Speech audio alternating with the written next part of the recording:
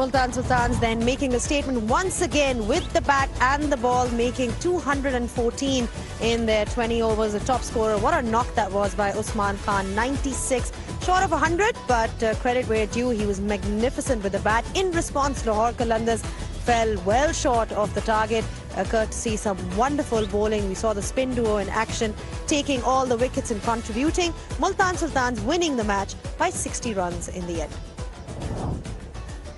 Welcome to pitch side, and it's been an interesting encounter once again. Well, rather dominated by one team, Multan Sultans. Disappointment for the Lahore Qalandars fans, but you've got to say that Multan Sultans were right on the money when it comes to the bat and the ball and in the field as well, taking some brilliant catches. So congratulations to them. Qalandars will have to reflect a lot on what went wrong. They've still got games ahead, but they're far behind in that league table. I've now been joined by Simon Duell for the last time on pitch side. He'll be leaving us, unfortunately, and David Parsons, who is the spin bowling coach of Multan Sultans.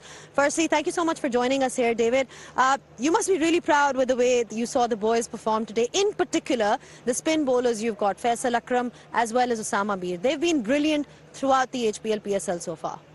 They have, and yeah, it's good to be here to speak to you. And yeah, really proud of the way they've bowled. Osama has bowled really well, as you say, all the way through the tournament. But for Faisal to come in on debut and to bowl as maturely as he did on a not a particularly helpful pitch for the spinners, knowing that that they were going to look to get after him on debut, needing to score at 10 plus and over, for him to bowl so maturely. I mean, he took 2 wickets, but had 2 or 3 drop chances as well. So yeah, really pleased with the way both of those guys bowled.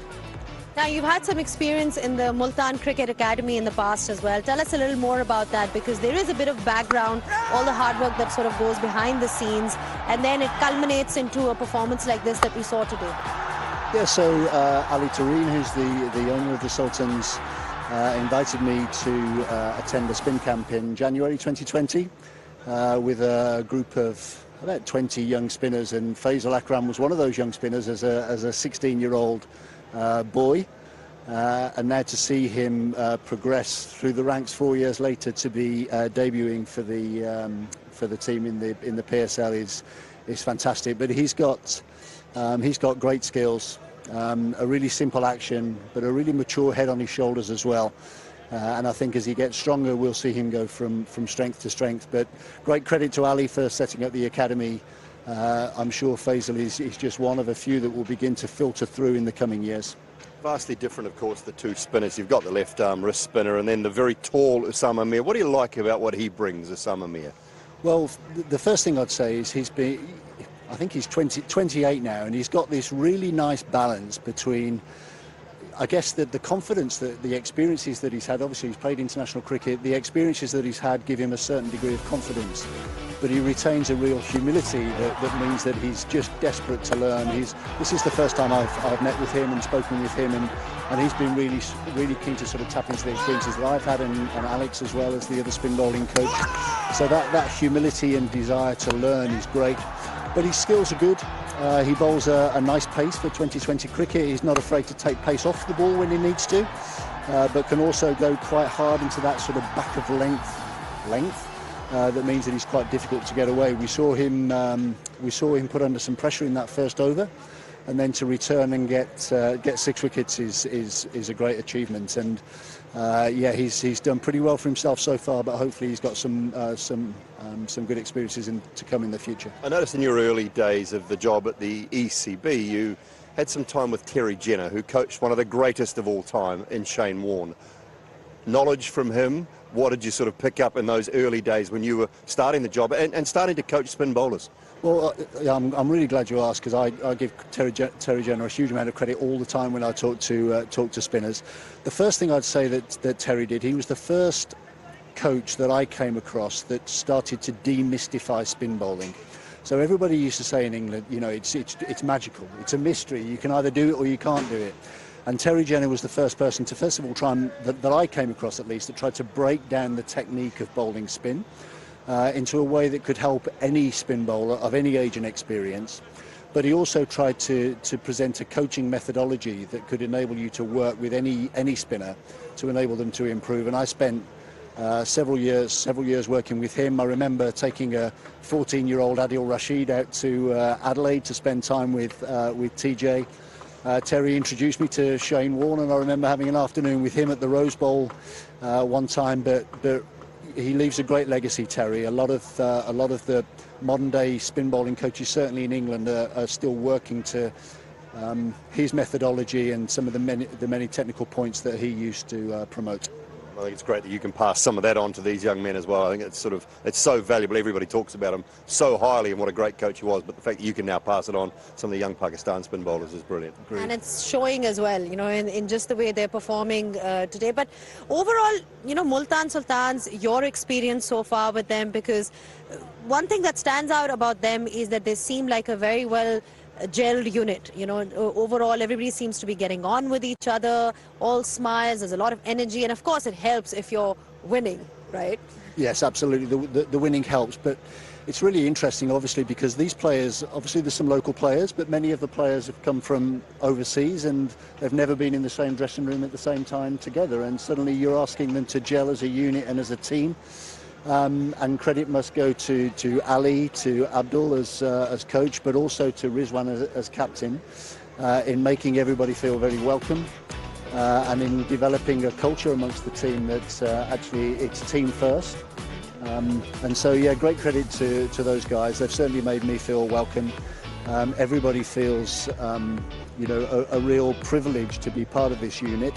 And I think the performances that you're seeing out on the field is a reflection of the way in which the team is gelled off the field. Is this the Rizwan you see in the dressing room, or is this just an on-field show? Oh no, he's like this. He's like this off the field as well. Full of energy. I mean, I've been fortunate to go onto the field for a couple of the tactical breaks when perhaps we've been a little bit behind the eight ball, and yet his message is constantly keep smiling, keep entertaining, keep believing, keep delivering your best self, keep being brave. And that's what the players have done again today. And that's what we saw from Usama Mir as well. He specifically mentioned the fact that after he got hit for those 2 sixes, it was Rizwan who kept his nerves and sort of came to him and said that, you got to believe in yourself, which is why, leadership plays such an important role. But I'm just going to thank you right now and let you off. I'm sure you've got to go back and sort of celebrate with your side. So thank you once again for your thoughts. Dooley, you're going to be here while we have a look at the league table quickly and see how things are faring at this point in time. Well, there you go. Multan Sultans is the team to beat. They've got 10 points, and that's why they're sitting pretty on top of the table, whereas Lahore Qalandars are sitting at the bottom of the table. Lots of issues for them, lots of concerns. But for now, I think Multan can really celebrate because they have been so consistent in their performances. And that's the key. When you look at leagues, when you look at league cricket, Koki, I mean, it's one thing to have a one-off good performance, but to be able to replicate it in different games. What have you liked about Multan Sultans? Just their confidence and the way that they go about playing their cricket. I think Andy Flower, who was a coach for a long time, has to take some credit as well. Obviously, he's no longer with them at the moment. And just all their backroom staff, the way that Rizwan leads from the front. You just heard David Parsons talk about his positivity, even when you get hit at the ground. Enjoy yourself, smile on your face, be brave. But also how they deliver. They just seem to have a method of getting runs on the board.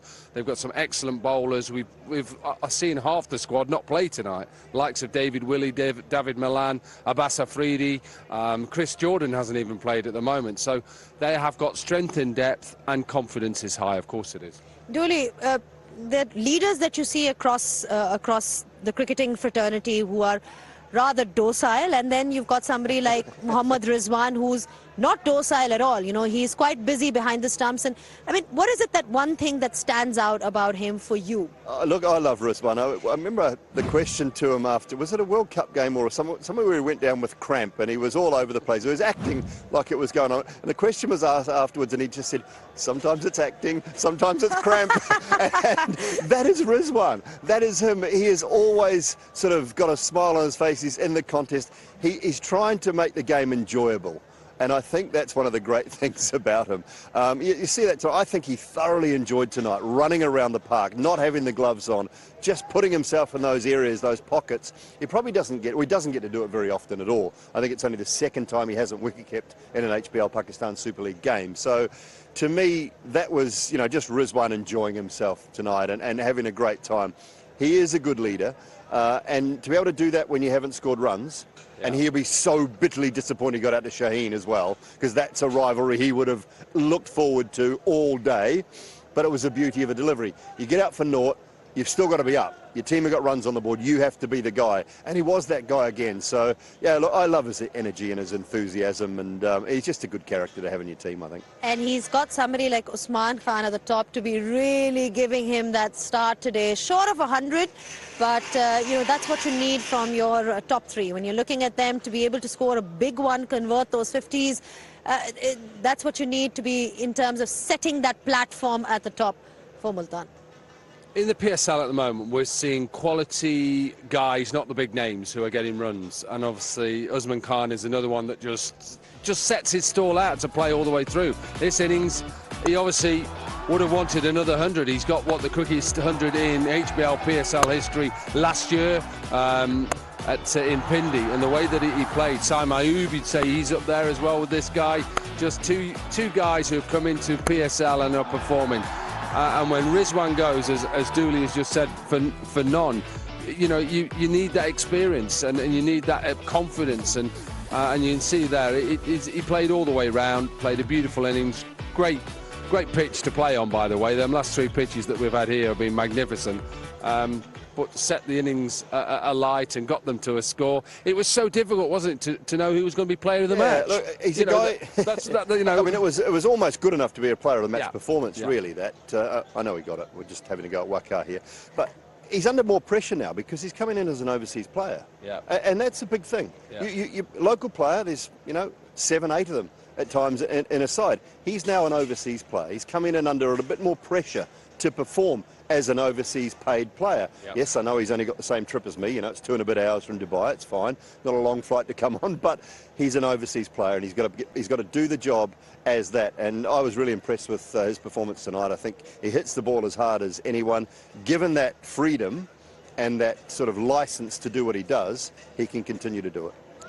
Did Lahore miss out on executing their plans? I mean, we know that the conditions were really good for batting, but did they miss a trick? I think they've missed a trick all tournament long. I think they've just not put it together as a side. Big players not performing. Fakir Zaman at the top of the order. Obviously, the loss of Haris Ralph, the big loss of Rashid Khan is a massive loss. You can't fill that hole. I think also perhaps mixed messages of sending in left-handers in. They have to have a left-hand, right-hand combination, not bowling Sikandar Raza enough, not sending in Carlos Brathwaite. We can go on and on. There's reasons why they're not performing. And the players have to take responsibility for that. You know, you don't go from being champions and lose one player and all of a sudden you lose the first 6 games. They're not out of the competition. Of course they're not, but it's tough to get into them playoffs from here. And the players will be sitting in that changing room now thinking, OK, we've got to take responsibility here. Perhaps for plans, tactics weren't quite right. We've been there in teams. If you're not performing, you just have to be honest with yourself and say, look, we haven't performed. We've got to be able to turn this around and try and find a way to win, because at the moment, tactically, personally, they're just not doing things that they should do. Now, we've seen, you've got finishers in in all different franchises. We saw Rovman Powell the other day, the way he was hitting it out of the park. And Iftikhar Ahmed has been playing that role to perfection for Multan Sultans. Ifti mania. It's rife, isn't it? It's rife, it's catching. I don't know why we're all saying it, Danny. But look, he's just got the power. I'm not sure why a half volley came after being hit in the head. I really don't. It was Shaheen saying, I'm really sorry. You're going to have a half volley now to hit down the ground out of the park. But he's got what we call in the business big boy power. He can clear any boundary in the world. He strikes the ball so well. He can hit offside just almost as well as he hits leg side. He takes on the short ball. He takes pace as well as he takes spin. And when you've got that platform set, and that's the thing, Multan Sultans, we saw some numbers tonight again. They lose the fewest wickets in those middle overs. They set the innings up for the back end They know what they've got in Kushdil, in Ifka. If guys have to go at the back end, they've got power to do that. Usman Khan, he's no slouch with the long ball at the back end of the innings. So they know what they have to do to set up that last 5-6 overs for those types of players. And they do it. They do it to perfection. They don't lose wickets. Yes, they go at just under 8 and over, so they're not rocketing along in those middle stages, but they set it up beautifully for those sorts of players and those sorts of finishing innings, and he's done it again tonight. And they've got Muhammad Ali as well, who's been taking heaps and heaps of wickets in the HBL PSL. So it's a great combination, just the balance of the side. The balance of the side, the fact that people are performing well, everybody's taking wickets. David Willey obviously didn't play tonight, he's done well, left arm swing. Muhammad Ali, Usama Mir, Abbas Afridi, you can go on and on with them. They just seem to have every base covered, and that's why they're top of the league and probably going to be there towards the end of the competition. If they play like that, they are seriously going to take some stopping. You mentioned it before, Corky, that win will feel even better because of the players they had out. Yeah. The players they had missing, only able to field 2 overseas players. That's why that win, I think, will feel even better. I know we're going to go off air. One sad thing, he's leaving. I know. And who's going to beat you in golf now? Who am I going to play with? He's been my partner. He's my partner, my bestie. All right. Truce. We hold it on truce here. But thank you so much, Dooley. We're definitely going to miss you. It's been great being here again. It's always a pleasure having you here and bringing in all your insight and everything that you bring to the table, the energy, the company, everything else. You're still here. Unfortunately, you'll have to bear with all of us for a while. But that's pretty much all that we have for you guys from here. And this is the last game in Lahore. We'll see you now in Pindi and Karachi.